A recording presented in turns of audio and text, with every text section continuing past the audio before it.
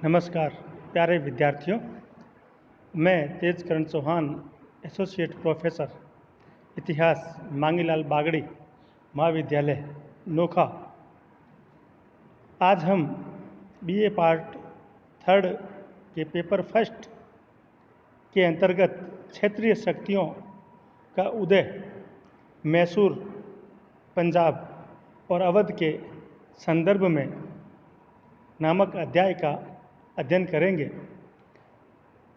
जैसा कि पिछले अध्याय में बंगाल में ब्रिटिश प्रभुत्व की स्थापना के समय भारत की 18वीं शताब्दी की राजनीतिक स्थितियों का वर्णन हमने किया था, उसी संदर्भ में हम देखते हैं कि 1707 ईस्वी में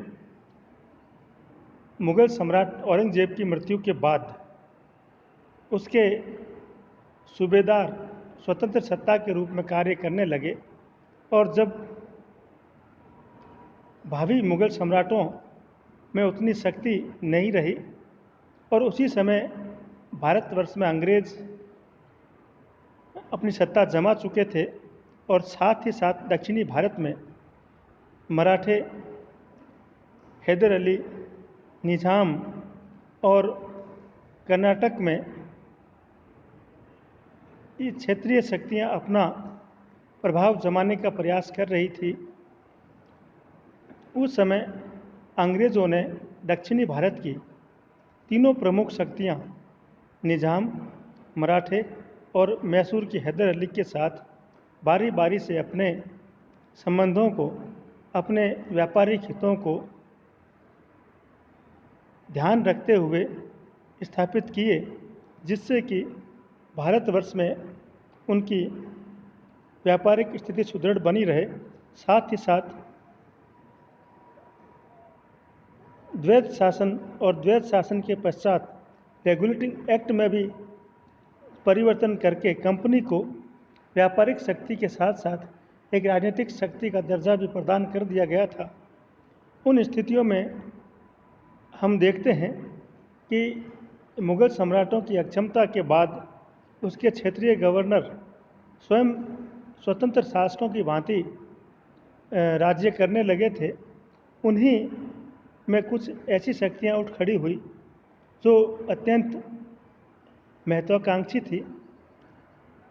बस केवल वो अपने आप में ही जो अंतर्विरोध था, उस अंतर्विरोध को मिटा नहीं पाई और एक सामंजस्यपूर्ण व्यवस्था को जन्म नहीं दे पाए। इन शक्तियों में जिनका उदय हुआ, उनमें मैसूर, अवध और पंजाब मुख्य रूप से शक्तिशाली थे और उन्होंने लंबे समय तक भारतीय राजनीति को अपने संसाधनों के द्वारा प्रभावित किया। ऐसी शक्ति में सबसे पहले अपन मैसूर राज्य की नवोदित शक्ति के बारे में पढ़ेंगे। राजनीति का एक सामान्य सिद्धांत है कि जब केंद्रीय सत्ता शिथिल या पतन उन्मुख होती है, तब क्षेत्रीय शक्तियों का उदय होता है।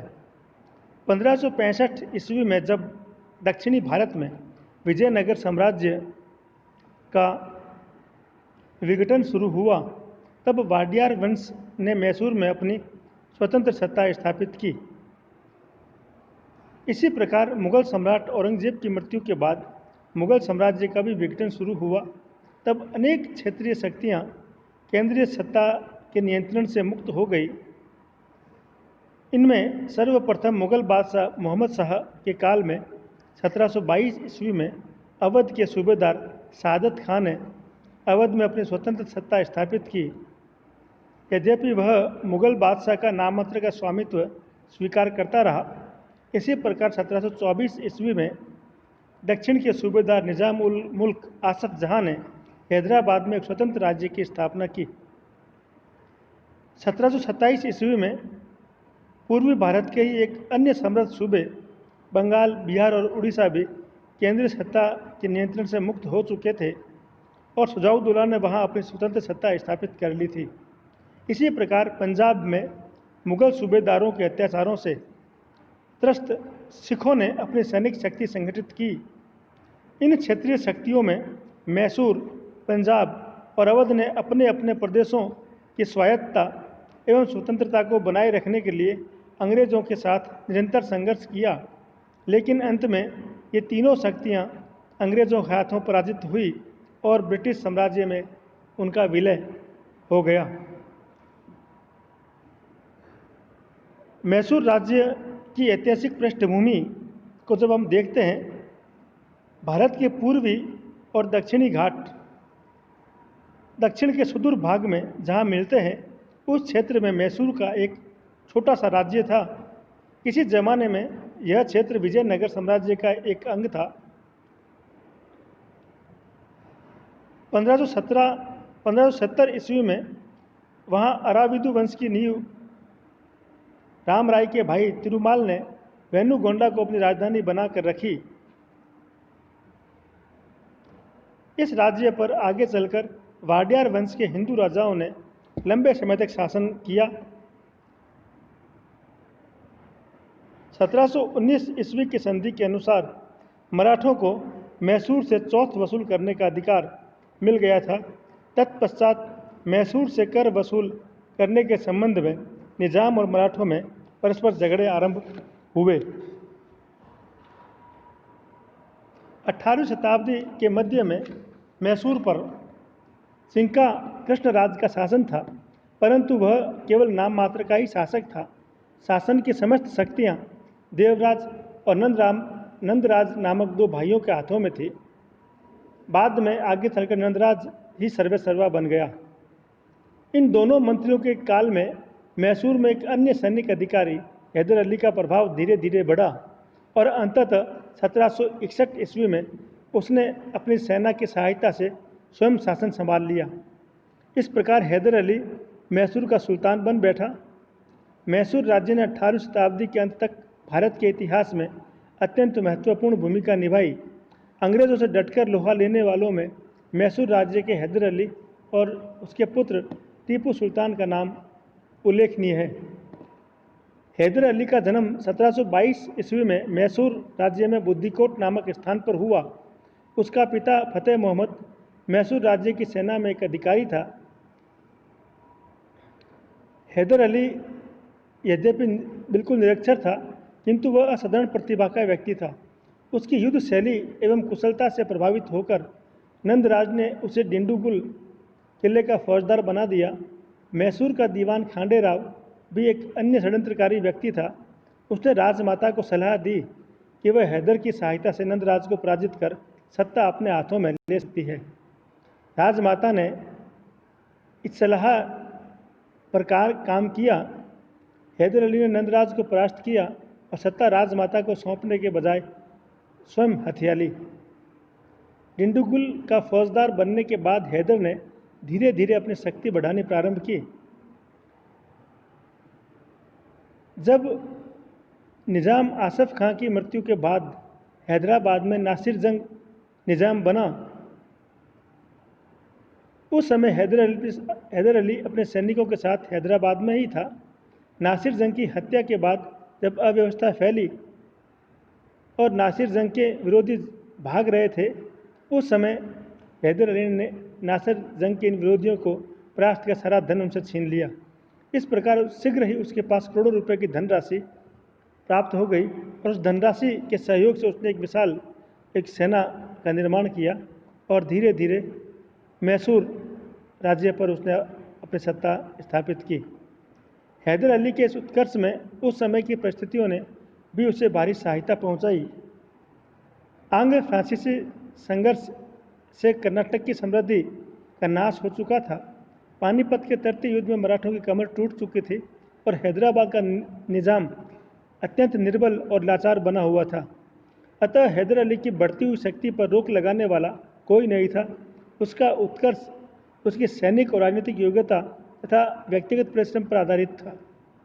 दक्षिण में फैली अव्यवस्था का लाभ उठाकर हैदर ने अपने राज्य की सीमाओं का विस्तार प्रारंभ किया और इस सीमा विस्तार के प्रश्न पर हैदर अली और मराठों के बीच और हैदर अली और अंग्रेज़ों के बीच लंबे समय तक संघर्ष चले। सर्वप्रथम हैदर अली और मराठों के बीच जो झगड़े हुए 1762 से 1778 तक हैदर अली इस बात के लिए प्रयत्न करता रहा कि मराठों के विरुद्ध उसकी स्थिति दृढ़ करने में अंग्रेज़ों की सहायता मिले, किंतु हैदर की बढ़ती हुई शक्ति से न केवल अंग्रेज बल्कि निजाम और मराठे भी आशंकित थे। 1764 में मराठों ने मैसूर पर आक्रमण किया। इस युद्ध में हैदर पराजित हुआ और मार्च 1765 में उसे मराठों से संधि करनी पड़ी, जिसके अनुसार गुंटी और सावनूर के जिले और 32 लाख रुपए मराठों को देने के लिए हैदर को मजबूर होना पड़ा। उसके एक वर्ष बाद 1766 में अंग्रेज, मराठा और निजाम ने हैदर के विरुद्ध एक शक्तिशाली संगठन बनाया, किंतु इस त्रिगुट में परस्पर विश्वास नहीं था। मराठों को अंग्रेज़ों की बढ़ती हुई शक्ति से भय था। निजाम भी अंग्रेज़ों से उत्तरी सरकार के प्रदेश वापस लेना चाहता था। हैदर ने अपनी विलक्षण बुद्धिमत्ता से इस त्रिगुट को भंग किया। उसने मराठों को 35 लाख रुपए देकर वापस लौटा दिया। इसमें से 18 लाख रुपए नगद और शेष 17 लाख रुपयों के बदले कोलार का जिला दिया।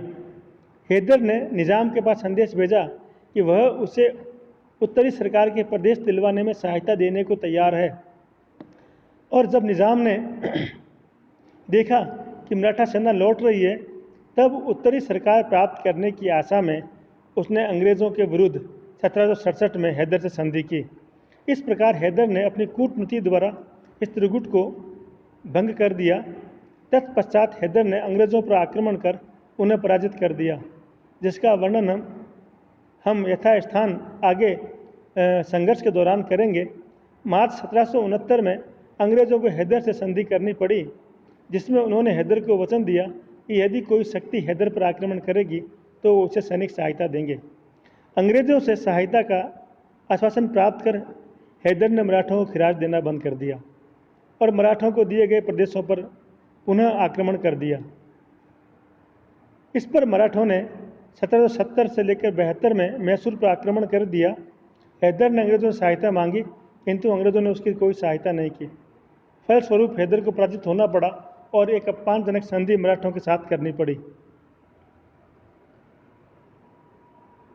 1773 में पेशवा नारायण राव की मृत्यु के बाद मराठा संघ में गृह कलह का फायदा उठाकर हैदर ने उन सभी प्रदेशों पर पुनः अधिकार कर लिया जो पूर्व में उसे मराठों को देने पड़े थे। इसी समय अंग्रेज़ों और मराठों के बीच युद्ध शुरू हो गया। मराठे अंग्रेज़ों के विरुद्ध हैदर की सहायता चाहते थे, अतः पेशवा के मंत्री नाना फडणवीस ने 1780 में हैदर से समझौता किया और हैदर ने वचन दिया कि अंग्रेज़ों को भारत से निकालने में वह मराठों की सहायता करेगा, जिसके बदले फडणवीस ने हैदर से वसूल की जाने वाली वार्षिक खिराज की राशि में भारी कमी कर दी। उसके बाद हैदर ने अंग्रेज़ों के विरुद्ध मराठों को सहायता दी, किंतु युद्ध के दौरान हैदर की मृत्यु हो गई थी। इसी प्रकार हैदर और अंग्रेज के बीच भी इसी प्रकार के परस्पर संधियाँ प्रतिसंधियाँ चलती रही। हैदर ये बात अच्छी तरह जानता था कि यदि उसे अपनी सत्ता को निर्विरोध बनाना है तो अंग्रेज़ों से उसे अवश्य आगे चल के खतरा होने वाला है। इसीलिए उसने निजाम और मराठों के साथ एक सामंजस्य बनाए रखा। इसके ठीक विपरीत अंग्रेज निजाम, मैसूर और मराठों की स्वार्थ पूर्ति का फायदा उठाकर अपने हितों को साधने में लगे हुए थे। दक्षिण में अंग्रेज़ों की कूटनीति अधिक प्रभावशाली सिद्ध हुई, किंतु मैसूर की स्थिति ऐसी थी कि दक्षिण की अन्य तीनों शक्तियाँ उसके अस्तित्व को बनाए रखना भी चाहती थी। मराठों को खिराज, निजाम को मराठों के विरुद्ध आक्रमण के विरुद्ध एक मित्र और अंग्रेज़ों को दक्षिण में शक्ति संतुलन बनाए रखने के लिए मैसूर की आवश्यकता थी। साथ ही ये शक्तियाँ मैसूर को इतना शक्तिशाली भी बनने नहीं देना चाहती थी कि वो उनके लिए खतरा बन जाए। इन्हीं परिस्थितियों में हैदर अली और अंग्रेज़ों के बीच प्रथम आंग्ल मैसूर युद्ध की स्थितियां पैदा हुई। हैदर अली और फ्रांसीसियों के बीच घनिष्ठ मैत्री संबंध थे, किंतु यह मैत्री अंग्रेज़ों के विरुद्ध नहीं थी। अंग्रेज़ों ने इस मैत्री को कर्नाटक के लिए खतरा बताया लेकिन हैदर की योग्यता, सैनिक कुशलता और कूटनीतिज्ञता अंग्रेज़ों की दृष्टि में उसका सबसे बड़ा दोस्त था। अंग्रेज स्वयं राजसत्ता हासिल करना चाहते थे, अतः उनका हैदर से संघर्ष होना असंभव ही था। हैदर और अंग्रेज़ों के बीच हुए इस प्रथम आंग्ल मैसूर संघर्ष के कुछ मुख्य कारण विद्यमान थे, जो इस प्रकार हैं। उन दोनों शक्तियों के बीच पहला संघर्ष का कारण था, उसी समय यूरोप में सप्तवर्षीय युद्ध आरंभ हुआ तो भारत में भी अंग्रेज़ों और फ्रांसीसियों में संघर्ष प्रारंभ हो गया। फ्रांसीसियों की प्रार्थना पर हैदर ने उन्हें 4000 घोड़े दिए, किंतु इसी समय हैदर के विरोधियों ने मराठों से सहायता लेकर अचानक उस पर आक्रमण कर दिया। विवश होकर हैदर को बंगलोर की ओर जाना पड़ा और जब तक हैदर ने अपनी स्थिति सुदृढ़ की, तब तक फ्रांसीसियों की शक्ति क्षीण हो चुकी थी। हैदर द्वारा फ्रांसीसियों को सहायता देना अंग्रेज़ों को क्रुद्ध करने का एक पर्याप्त कारण था, क्योंकि अंग्रेज़ों का मानना था कि हैदर उनके चिर प्रतीक्षित शत्रु फ्रांसीसियों को गुप्त रूप से सहायता देकर उनकी सैनिक सहायता प्राप्त करने का प्रयास कर रहा है। इसी प्रकार दूसरा मुख्य कारण कर्नाटक का नवाब मोहम्मद अली, जो अंग्रेज़ों का मित्र था, उसके उत्तराधिकार संबंधी झगड़ों में शामिल होना एक बड़ा कारण था।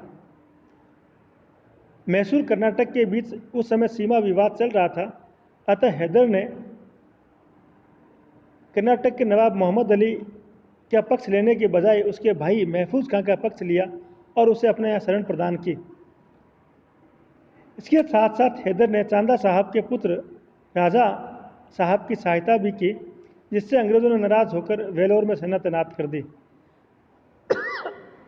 क्योंकि अंग्रेज़ों का मानना था कि हैदर की ये कार्यवाहियाँ अंग्रेज़ों के विरुद्ध है और वो किसी न किसी प्रकार से अंग्रेज़ों की स्थिति को कमज़ोर करना चाहता है। इसी के साथ 1766 में हैदर ने मलाबार प्रदेश पर आक्रमण किया। मलाबार के शासक अंग्रेज़ों के मित्र थे, अतः उन्होंने अंग्रेज़ों से सहायता मांगी। अंग्रेज मलाबार के शासकों को सहायता देने के बारे में कोई निर्णय नहीं ले सके, किंतु अंग्रेज हैदर के प्रति आशंकित हो गए थे, क्योंकि उनको लगता था कि वे इनके शत्रुओं पर आक्रमण कर उनके राज्यों पर कब्जा जमाने का प्रयास कर रहा है। हैदर को अंग्रेज़ों की शक्ति में असीम विश्वास था। हैदर ने परस्पर क्षेत्रीय महत्वाकांक्षा के लिए भी अंग्रेज़ों से मैत्री संधियों का प्रस्ताव किया था, किंतु अंग्रेज़ों को हैदर के प्रति पूर्ण विश्वास नहीं था, अतः उन्होंने इन संधियों का प्रस्ताव ठुकरा दिया, जिस वजह से भी इन दोनों शक्तियों के बीच में संघर्ष का एक बड़ा कारण बना। इसी प्रकार पांचवां, उसी समय यह अफवाह फैली कि हैदर निज़ाम से साठगांठ कर कर्नाटक पर आक्रमण करने की सोच रहा है। अंग्रेज़ों ने 12 नवंबर 1766 को निज़ाम से संधि की। पेशवा माधवराव हैदर अली के विरुद्ध पहले ही संधि कर चुका था तथा मराठों ने मैसूर में लूटपाट प्रारंभ कर दी। इन विकट परिस्थितियों में भी हैदर ने हिम्मत नहीं हारी। वह अच्छी तरह जानता था कि इन तीनों शक्तियों की मैत्री संधि पारस्परिक स्वार्थों से परिपूर्ण है और इसे आसानी से भंग किया जा सकता है, और हैदर ने मराठों को 35 लाख रुपए देकर वापस लौटा दिया। निज़ाम को उत्तरी सरकार दिलवाने मदद का आश्वासन देकर अपने पक्ष में कर लिया। इस प्रकार हैदर की कूटनीति से अंग्रेज अकेले पड़ गए। मई 1767 में हैदर और निज़ाम की संयुक्त सेना ने कर्नाटक पर आक्रमण कर दिया और कर्नाटक को रौंद डाला। अंग्रेज़ों को जब तक शत्रुओं की गतिविधियों की जानकारी मिलती, तब तक हैदर और निज़ाम ने कावेरी पट्टनम को घेर लिया और मद्रास के सर्वोच्च सैनिक अधिकारी कर्नल स्मिथ, जो कि तृणमूली की ओर बढ़ रहा था, वो किसी प्रकार की सहायता नहीं कर सका। सितंबर 1767 में कर्नल स्मिथ व कर्नल वुड की सेनाओं को हैदराबाद निज़ाम की संयुक्त सेना ने भीषण युद्ध के बाद पराजित कर दिया।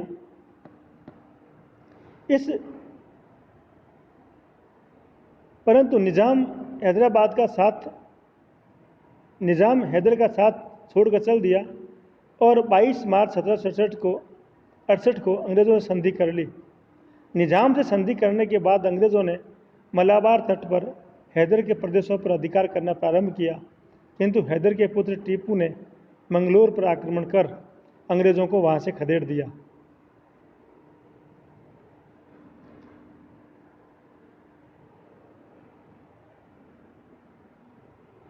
इन्हीं परिस्थितियों में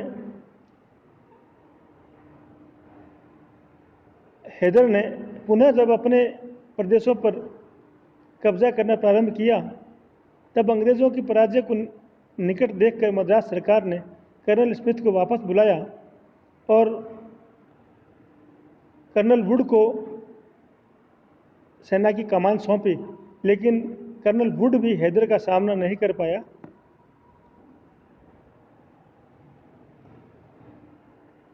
अंत में आश्चर्यजनक सैनिक गतिविधियों से अचानक हैदर मद्रास और स्मिथ की सेना के बीच पहुंच गया। वहाँ ऐसी परिस्थितियाँ बनी जहाँ से वह अपनी शर्तें आज्ञा अनुसार लिखवा सकता था। अतः मद्रास सरकार विवश हो गई और विवश होकर हैदर की एक के बाद एक सभी शर्तें स्वीकार करनी पड़ी। अंत में 4 अप्रैल 1769 को मद्रास की संधि हुई। उस संधि की धाराएं निम्न प्रकार थी। दोनों पक्षों ने एक दूसरे के जीते हुए प्रदेशों को वापस लौटाना स्वीकार कर लिया, किंतु करूर और उसके आस पास के प्रदेश हैदर के पास ही रहे। इसी प्रकार हैदर के जहाज़ों को, जिन्हें बंबई सरकार ने पकड़ लिया था, उसके बदले में कोलार का भंडार हैदर को दिया गया और दोनों पक्षों ने एक दूसरे की परस्पर सहायता करने का वचन दिया। मद्रास सरकार ने बड़ी अनिच्छा से संधि को स्वीकार किया था, क्योंकि अंग्रेज युद्ध जारी रखने की स्थिति में नहीं थे। संधि की भाषा से स्पष्ट हो रहा था कि मानो अंग्रेजों ने हैदर अली से शांति स्थापित करने की याचना की हो। इस प्रकार प्रथम आंग्ल मैसूर युद्ध का समापन हुआ, परंतु ये युद्ध थोड़े समय के लिए एक युद्ध विराम था। शीघ्र ही कुछ समय बाद इन दोनों ही शक्तियों के बीच फिर आंग्ल मैसूर का द्वितीय युद्ध लड़ा गया। मद्रास की संधि के बाद हैदर को यह आशा थी कि अब इस क्षेत्र में शांति स्थायी हो जाएगी, किंतु ऐसा नहीं हुआ। 1769 के बाद हैदर और अंग्रेज़ों के बीच पुनः मतभेद प्रारंभ हुए तथा 1780 में पुनः युद्ध आरंभ हो गया, जो हैदर की मृत्यु तक चलता रहा।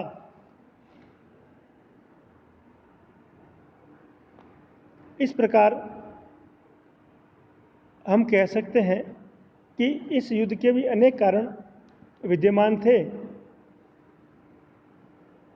जिस पर हम आगे आने वाले व्याख्यानों में चर्चा करेंगे।